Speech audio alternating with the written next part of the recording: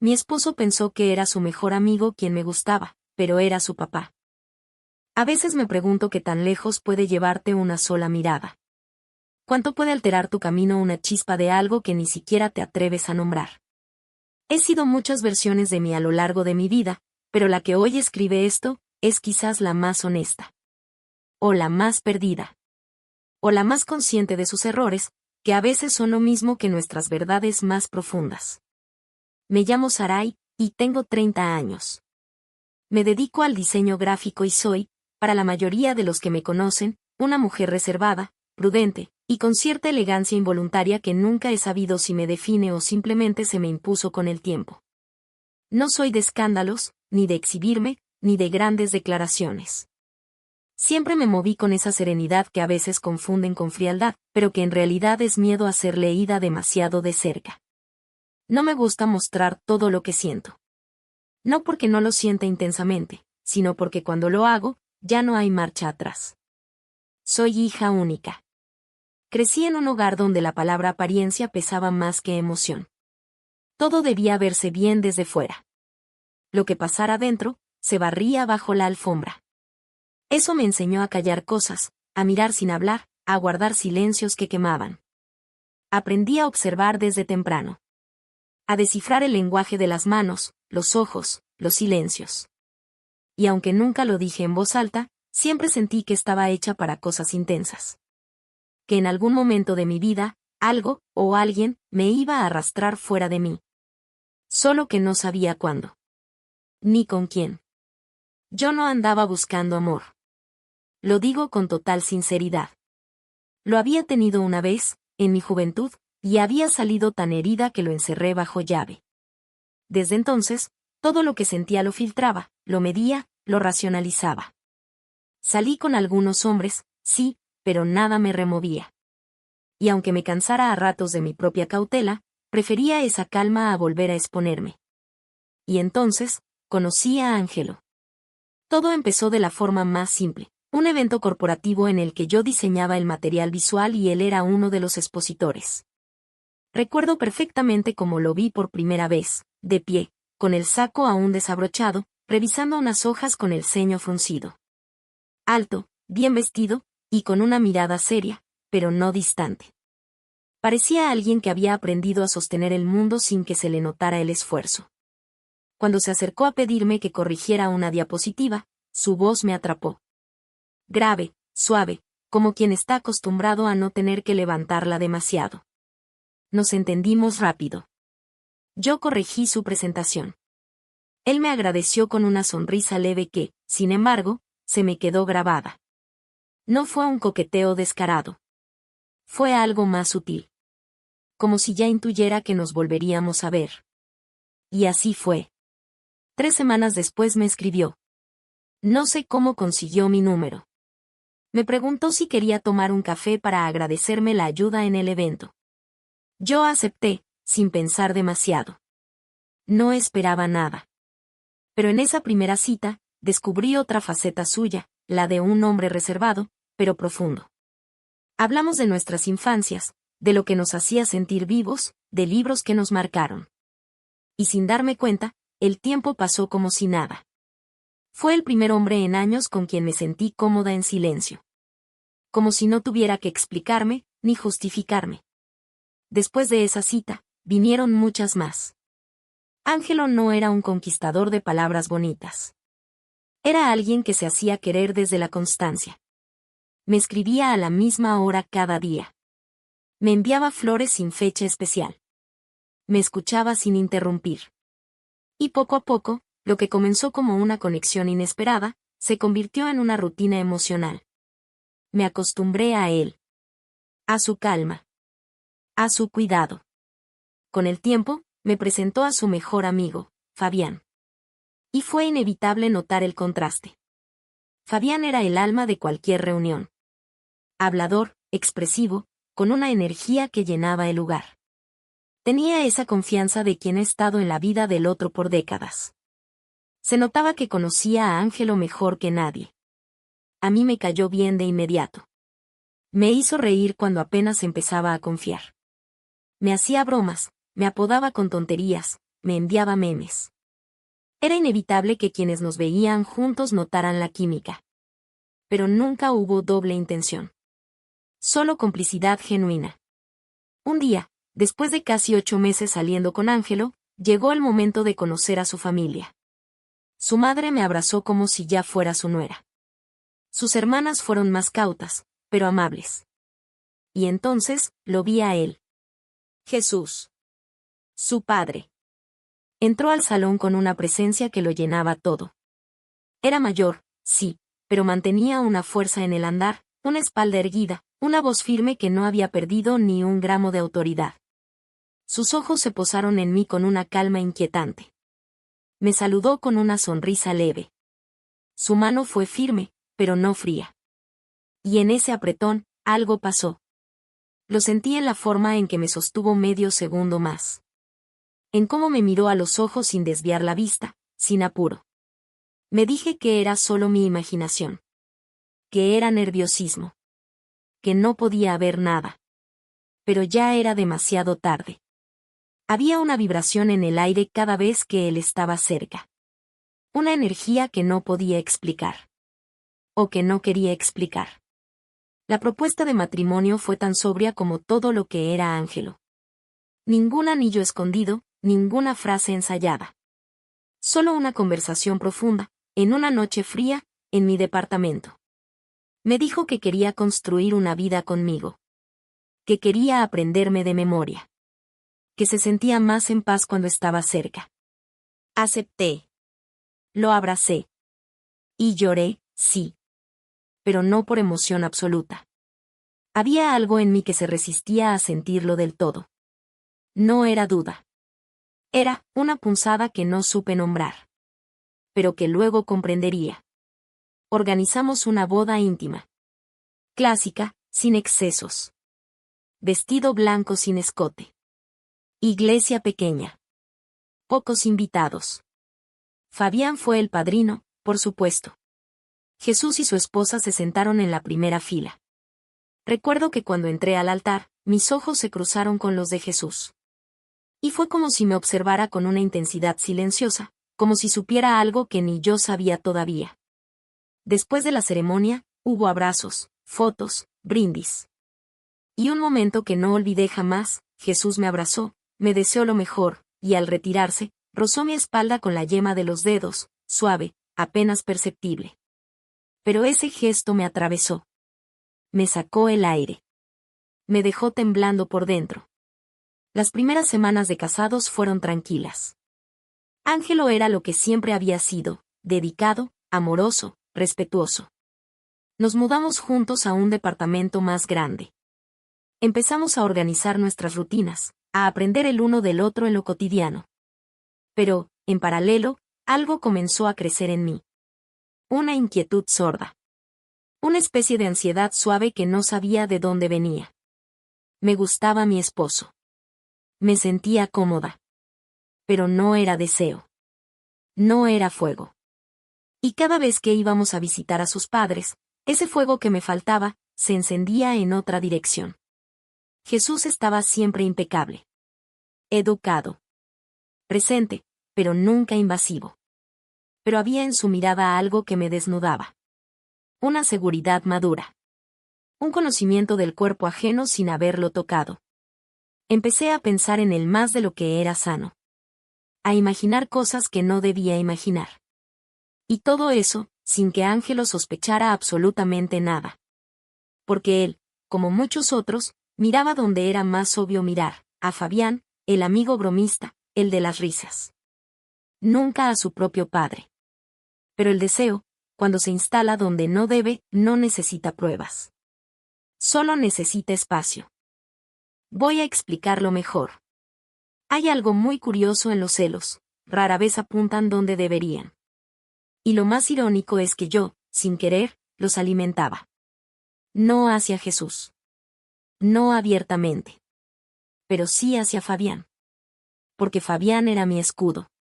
La forma más simple de encubrir lo que en realidad sentía. Cuando estaba con él, podía reír, bromear, incluso dejarme mirar con más libertad. Y todo el mundo lo veía como algo inofensivo, incluso Ángelo. Al principio, los celos eran sutiles. Comentarios al pasar. Una ceja levantada. Te reíste mucho con Fabián hoy, ¿no? Tonterías que uno responde con una sonrisa o con un no seas bobo. Pero las miradas de Ángelo se fueron haciendo más largas. Las bromas más tensas. Y luego, una noche, se atrevió a decirlo con todas las letras. A veces pienso que te divertís más con él que conmigo. Yo le aseguré que no era así. Que Fabián era como un hermano. Que nunca había cruzado esa línea. Que nunca la cruzaría. Y no estaba mintiendo, pero sí ocultando. Ocultando que la verdadera línea que me aterraba no era con Fabián, sino con alguien a quien jamás se le ocurriría mirar. Jesús se volvía más peligroso con el paso del tiempo. No porque hiciera algo explícito. No era de esos. Su arma era la sutileza. Las miradas sostenidas durante medio segundo más de lo apropiado. Los silencios que dejaba entre una frase y otra, como esperando que yo los completara con lo que no se dice. A veces, al llegar a su casa, me recibía con un abrazo breve, pero con las manos demasiado seguras sobre mi cintura. Me ofrecía vino solo a mí. Me hacía preguntas que iban más allá del protocolo. Una vez, en una de esas comidas familiares, noté que me observaba mientras me servía ensalada. No con deseo burdo. Con algo más retorcido, conocimiento. Era como si supiera perfectamente lo que pasaba dentro de mí. Y yo, en vez de apartarme, me dejaba mirar. Ángelo no lo notaba. Él miraba hacia otro lado. Hacia su mejor amigo. Porque Fabián, con su simpatía espontánea y su presencia constante, era la amenaza lógica. Y sí, tal vez me reía con él más de la cuenta.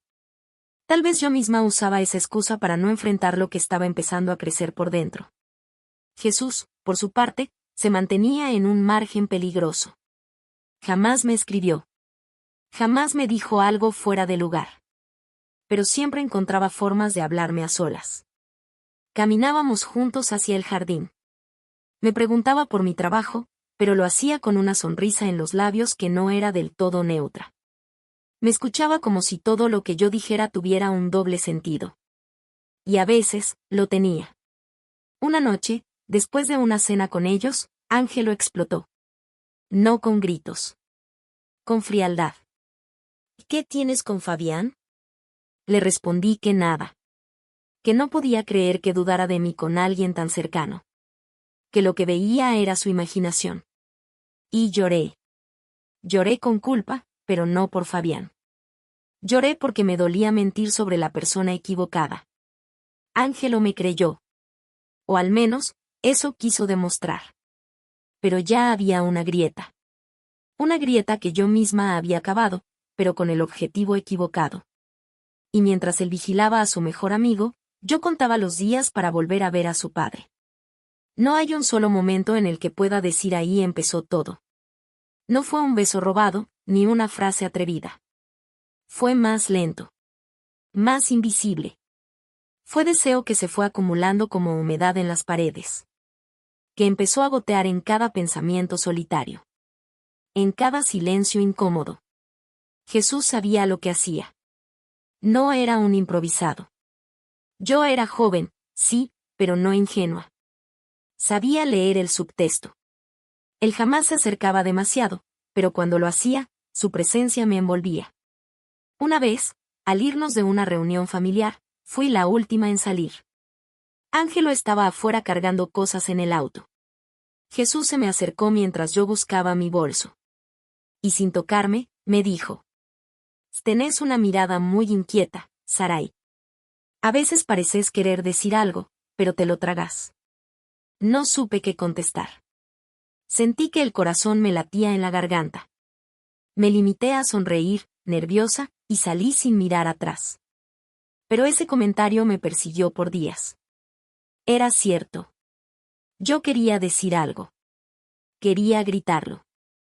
Quería tocarlo. Quería ver qué pasaba si me atrevía a cruzar esa línea que ambos sabíamos que existía. Después de eso, empecé a buscarlo más. A ir a la casa de mis suegros aunque Ángelo no pudiera ir.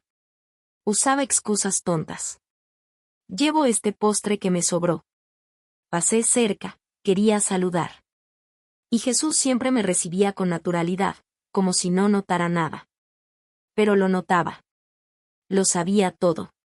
Una tarde, lo encontré solo, en el patio, regando unas plantas. Me ofreció un té. Acepté. Nos sentamos bajo el alero, frente al jardín. Y hablamos. Pero ya no era charla casual. Hablamos de deseos, de decisiones difíciles, de lo que uno calla por no romper cosas. Me habló de su juventud. De cómo a veces, en la vida, uno se reprime por cuidar lo que construyó, pero que no siempre se puede resistir lo que realmente te enciende por dentro. Y entonces me miró. Largo. Profundo. Como si esperara que yo dijera lo que ambos sabíamos. No dije nada. Me fui. Pero esa noche soñé con él. Y al despertar, supe que ya no estaba jugando con fuego. Estaba metida en él hasta el cuello. Fabián seguía viniendo a casa. Ángelo seguía vigilándolo con recelo. Y yo seguía hundiéndome cada día más en ese deseo que nadie sospechaba, porque era impensable. Porque era inaceptable. Porque estaba donde nadie mira. Jesús era todo lo que no debía desear. Y justamente por eso, se volvió inevitable. Una tarde, fui a la casa de sus padres a dejar unos papeles. Jesús estaba solo. Me ofreció un café y nos quedamos hablando horas. Recuerdo cada segundo de esa conversación como si el tiempo se hubiese detenido. Me preguntó si era feliz, y no supe qué responder. Me miró con una mezcla de compasión y ternura. Yo lloré. No por él. Lloré por mí. Porque en ese momento entendí que mi vida ya no me pertenecía. Estaba atrapada en una red de suposiciones, de sospechas, de expectativas, y esa mirada me hizo sentir humana otra vez. No hubo caricias, ni besos robados. No todavía. Pero algo se selló entre nosotros. Una intimidad tácita, peligrosa. Y esa noche, cuando volví a casa, Ángelo me miró como si ya supiera que había perdido una batalla. Pero no sospechaba con quién. La culpa se convirtió en mi sombra. No podía mirar a mi esposo a los ojos sin sentir un peso enorme en el pecho. Ni siquiera había sucedido algo imperdonable, y aún así lo que no se decía gritaba entre nosotros. La idea de contárselo me rondaba constantemente, aunque no sabía cómo. Ni siquiera tenía claro qué decir. Ángelo, tu padre y yo compartimos una complicidad que tú ya no me das. ¿Cómo se puede formular eso sin destruirlo? Una tarde, después de semanas cargando con mi propia hipocresía, me quebré. Le dije que necesitábamos hablar, que no era Fabián el problema. Su rostro cambió. Lo vi confundido, dolido, pero todavía esperanzado. Entonces, lo dije. Sin adornos, sin matices. Le dije que Jesús me escuchaba cuando él no lo hacía. Que me entendía. Que yo me había refugiado emocionalmente en su padre. No lo creyó al principio. Pensó que lo decía solo para cambiar el foco de su paranoia. Pero luego vio la verdad en mi cara. Y entonces lo entendió todo. Las veces que me había visto hablar con su padre, las miradas cruzadas, las conversaciones que parecían inocentes. El dolor en su rostro fue indescriptible. Y lo peor fue que yo no supe consolarlo. No tenía derecho. No sé cómo Ángelo lo confrontó. Solo sé que al día siguiente, Jesús ya no vivía en la casa de su esposa. Su madre me llamó llorando, confundida, queriendo saber qué había pasado. Yo no dije nada. Me limité a pedir perdón, como si eso pudiera servir de algo. La familia entera se fracturó. Ángelo dejó de hablarme. El divorcio llegó semanas después, sin gritos, sin peleas. Solo una firma en un papel que decía que habíamos dejado de ser nosotros. Fabián me escribió una sola vez, nunca lo vi venir. Me rompió el corazón. Y Jesús, él intentó buscarme. Pero ya era tarde. No porque lo nuestro no fuera real, no sé si lo fue, sino porque yo ya había destruido demasiado. No quedaba nada sano donde construir algo nuevo. He aprendido que hay errores que no se olvidan ni aunque pase una vida entera. Hay decisiones que no pueden rehacerse, ni siquiera con la mejor de las intenciones. Y hay caminos que, una vez cruzados, se queman detrás de ti sin dejar opción de volver. Hoy soy esa mujer.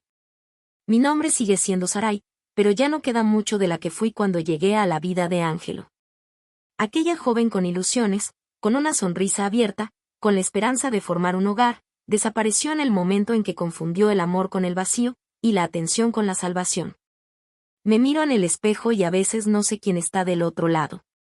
Porque no hay arrepentimiento que devuelva lo perdido, y tampoco tengo derecho a pedirlo. Ángelo no me perdonó. Y no lo culpo.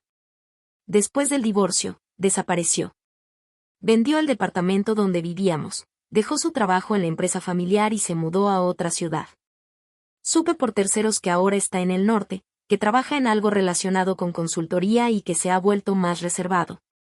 No tiene redes sociales activas, no contesta mensajes, y cada vez que alguien lo menciona, hay una sombra de pena en sus ojos.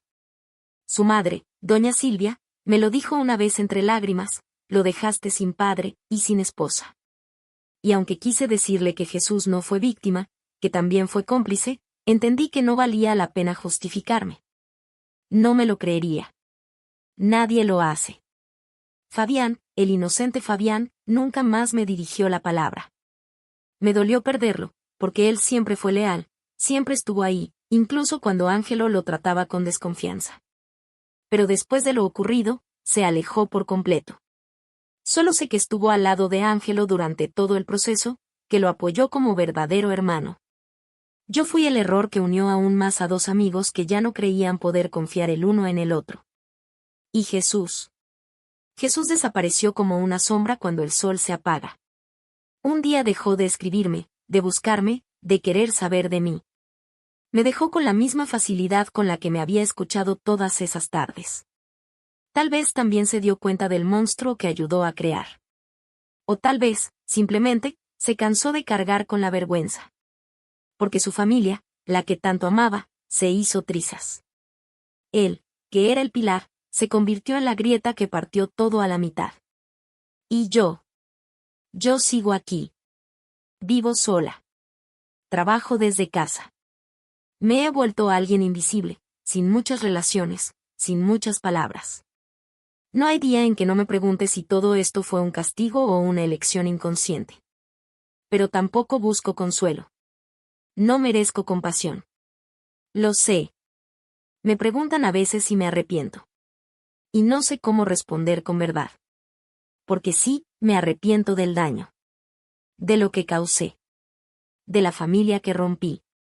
Pero parte de mí, una parte oscura que ya no se calla, no puede negar que durante aquellos días de tensión, de secretos, de peligro emocional, me sentí viva. No feliz. No plena. Viva. Como si el mundo entero estuviera a punto de estallar y yo caminara por sus bordes, sintiéndome, por primera vez, no solo una esposa, una mujer, sino alguien que podía hacer temblar estructuras. Y eso también me condena. Por eso no pido perdón. Porque ya no tengo a quien pedírselo, ni el derecho de hacerlo. Vivo con el peso de mi historia como una cruz silenciosa. Soy Sarai, la mujer que destruyó un matrimonio, desintegró una familia y confundió el amor con el vértigo de ser deseada. Y si algún día esta historia se cuenta, que no sea como advertencia ni como redención. Que se cuente como lo que fue. Una verdad que nunca debió salir a la luz. Una mujer que se atrevió a cruzar la línea.